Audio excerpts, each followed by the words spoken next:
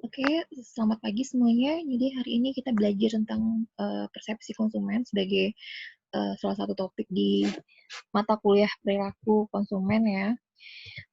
Baik, jadi apa sih faktor-faktor sebenarnya yang mempengaruhi keputusan pembelian? Itu diantaranya kita sudah bahas juga mungkin ada motivasi, ada persepsi, dan ada sikap ya. Jadi sekarang kita akan fokus ke persepsi. Uh, jadi apa itu persepsi? Oke. Nah, di sini Anda bisa lihat beberapa definisi masing-masingnya. Kita fokus ke persepsi di sini. Persepsi adalah tanggapan konsumen terhadap keberadaan suatu objek atau produk yang menjadi pilihannya. Itu ya definisinya ya. Nah, persepsi orang ini, konsumen ini misalnya bermacam-macam. Nah, misalnya Anda, ketika melihat gambar ini, Anda mungkin sebagian Anda merasa ini apa? Ada yang melihat dia wanita cantik, mungkin kalau fokusnya ke sini, ini sebagai wajah mungkin ya. Ini seperti wanita cantik pakai topi gitu ya. Ada juga yang melihat dia sebagai wanita tua, mungkin wanita tua dengan hidung bengkok. Nah, ini hidungnya, ini mulutnya. Nah, ini jadi wanita tua mungkin yang kelihatan kan. Jadi tergantung sudut pandang gitu dari konsumen itu. Jadi ada yang melihat wanita cantik, ada yang melihat wanita tua gitu ya. Kemudian selanjutnya ada di sini. Nah, di sini juga macam-macam yang kelihatan nanti kita diskusikan ya kan. Jadi setiap gambar saja kita menggunakan visual ternyata bisa menghadirkan persepsi yang berbeda. Nah, di sini persepsi itu adalah proses di mana individu itu memilih, mengatur, menafsirkan stimuli ke dalam gambar yang berarti dan masuk akal mengenai dunia. Jadi intinya adalah bagaimana kita melihat dunia kita gitu. Itu melihat dunia di sekeliling kita itu dikatakan persepsi. Nah, elemen persepsi itu ada sensasi, ada namanya ambang absolut, ada ambang diferensial dan ada persepsi subliminal. Subliminal. Jadi sensasi itu apa? Sensasi itu adalah respon, sebenarnya respon yang kita dapatkan dari stimulus dari panca indera. Stimulus dari panca indera kita. Panca indera itu apa aja? Mata, mungkin hidung, lalu indera perasa. Lalu kita juga bisa merasakan misalnya dengan tangan kita ada kasar, halus segala macam itu. Jadi panca indera kita dimanfaatkan semuanya sehingga kita bisa menghasilkan suatu kesimpulan terhadap sesuatu. Nah, di sini ada namanya ambang absolut, yaitu titik terendah di mana seseorang dapat mengalami sensasi itu yang dihasilkan dari panca indera tadi. Oke, nah misalnya di sini ya, misalnya ada orang jualan sate. Nah, kenapa orang jualan sate ini selalu mengipas satenya? Nah, di sini bisa jadi karena ada dia merangsang apa panca indera kita, terutama indera penciuman ya kan, untuk mendapatkan bau sate tadi gitu, dari sate yang dia jual ini, sehingga kita menyimpulkan bahwa sate ini enak gitu. Ditransformasi ke otak kita merasakan bahwa oke, ini sepertinya akan menjadi suatu makanan yang enak dan kita akhirnya memutuskan untuk membeli. Nah itu.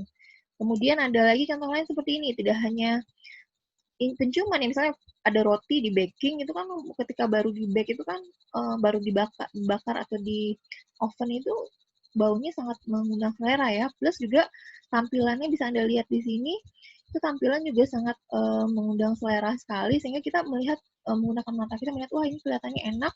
Lalu kita rasakan aromanya juga kita cium. Oh ya ternyata sebetulnya aromanya lezat seperti itu sehingga kita akhirnya memutuskan untuk membeli. Jadi dia display di sini, dia biarkan kita melihat bahwa makanan ini kelihatannya akan enak gitu ya. Nah ini ada namanya ambang diferensial. Jadi ada misalnya dua macam stimuli yang hampir serupa, kita bisa tidak membedakannya. Nah itu yang dikatakan dengan ambang diferensial ya. Jadi misalnya ini kelihatannya lebih enak mana ini daripada ini. Kita hanya menggunakan aspek visual kita, kemudian kita membedakan. Atau misalnya ini aromanya lebih enak mana daripada A atau B gitu misalnya. Sehingga kita akhirnya memutuskan B karena kita merasa bahwa sensasi yang kita dapatkan untuk si B ini lebih daripada yang si A, ya daripada yang produk A gitu. Nah itu kita menggunakan panca indera kita di sini untuk menghasilkan stimuli dan itu yang kemudian kita jadikan sebagai pembeda untuk mengambil keputusan. Oke, nah di sini ada hukum Weber. Bahkan bahwa semakin besar stimulus pertama, semakin besar pula intensitas tambahan yang dibutuhkan supaya stimulus kedua dapat berdasarkan perbedaannya. Jadi kalau kita udah terlanjur tertarik pada stimulus pertama, maka stimulus kedua itu harus akan sangat lebih baik gitu. Karena kita misalnya udah love at the first sight. saya itu pandangan ya, bisa jadi sudah suka dengan penciuman aroma yang pertama misalnya, aroma yang kedua itu harusnya sangat sangat bisa mengalahkan yang pertama sehingga kita bisa merasakan bedanya gitu. Itu. Kemudian ini aplikasinya pemasaran. Jadi ada misalnya kita sudah melakukan suatu kesalahan di publik, maka harus ada perubahan yang sangat berarti sehingga konsumen itu kemudian bisa merasakan bedanya bahwa kita sudah melakukan perbaikan gitu ya. Karena biasanya yang pertama itu akan sangat diingat. Jadi Anda harus berusaha, kalau seandainya pun terjadi kesalahan, maka berusaha untuk memperbaiki kesalahan itu. Ya, jadi di sini supaya berbagai perubahan negatif tidak dapat dengan mudah dilihat publik juga. Jadi istilahnya kalau sudah lanjut suka mereka dengan suatu produk, jangan sampai mereka kemudian membandingkannya dengan kualitasnya menurun segala macam seperti itu ya.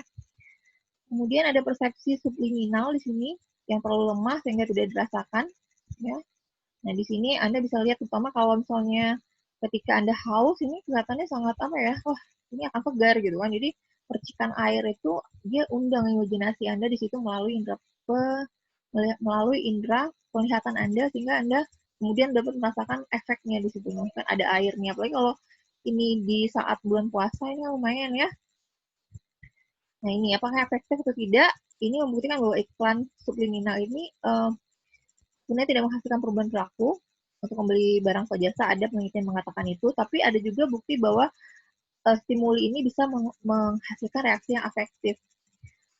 Jadi motif atau tindakan mungkin tidak terlalu strong efeknya, tapi bisa ada reaksi efektif yang unsurnya dari perasaan gitu, karena dia kan stimulus yang menggunakan panca indera di sini.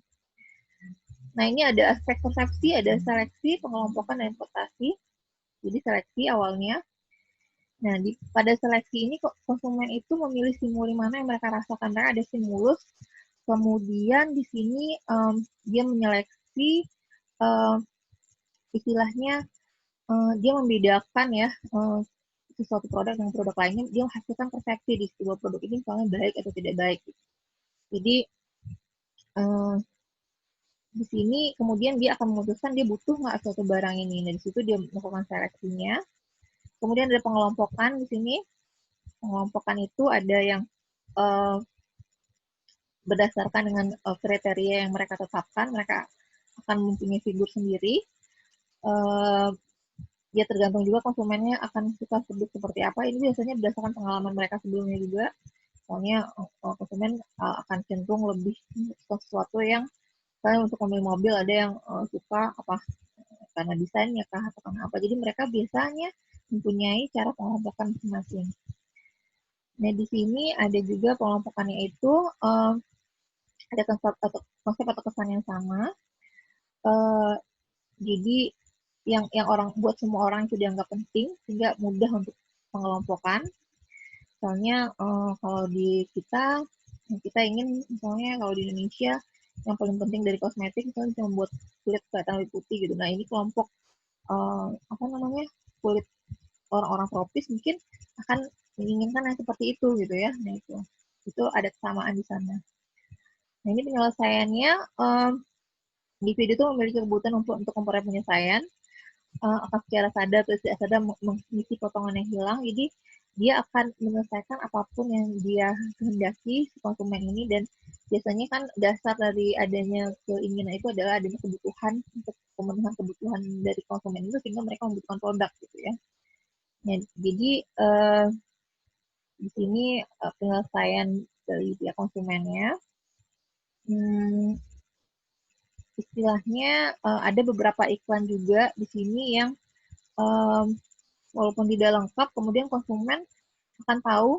Jadi otaknya di sini like your brand dan di sini tuh konsumen itu biasanya akan bisa menyimpulkan sendiri tentang iklan ini seperti ini automatically ya. Jadi istilahnya otak manusia itu dia punya daya untuk menyimpulkan walaupun ada informasi yang tidak lengkap gitu. Dia ada daya dan kemampuan untuk menghasilkan prinsip penyelesaian karena mereka punya pengalaman tentang kata ini sebelumnya. Jadi kalau mereka tahu, otomatis mereka sudah punya kesimpulan sendiri. Kesimpulan, walaupun mungkin tidak komplit iklannya, tidak komplit informasinya, tapi kalau mereka sudah familiar dengan kata ini, maka mereka akan mampu untuk menyelesaikan atau memberikan kesimpulan yang tepat. Nah, di sini interpretasi ya. Interpretasi itu adalah bagaimana kemudian orang mengambil kesimpulan. Jadi penting bagaimana persepsi itu juga kalau kaitannya dengan pemasaran adalah bagaimana kita memilih orang yang membawakan iklan itu. Oke, jadi ada stereotip juga di sini, ada gambaran mengenai berbagai aksi dari berbagai macam stimuli. Seringkali misalnya orang yang membawakannya misalnya dari ras tertentu, ada juga ras lain menganggap yang ras seperti ini begini gitu ya. Jadi ada kesimpulan sendiri yang kemudian menghasilkan gambaran dalam pikiran mereka. Oke, lalu kesan pertama itu bertahan lama. Jadi biasanya kalau Anda impress dengan suatu iklan atau dengan suatu informasi suatu produk, maka itu akan membuat Anda teringat dengan itu. Kemudian ini terlalu cepat mengambil kesimpulan. Kadang-kadang ini juga masalahnya di distorsi ini. Jadi distorsi ini sebenarnya sesuatu yang tidak diinginkan oleh marketer ya, karena persepsi yang bisa jadi menyimpang gitu. Jadi di sini kadang-kadang orang itu selalu mengambil kesimpulan yang cepat. Jadi informasi tidak dibaca seluruhnya, kemudian dia sudah menyimpulkan aja gitu. Itu yang dilakukan konsumen kadang-kadang, dan itu tidak baik bagi marketer ya. Oke, itu saja akhir dari slide kita hari ini. Dan kalau tidak ada pertanyaan, silahkan ya kita tunggu topik berikutnya. Oke, terima kasih atas perhatiannya. Assalamualaikum.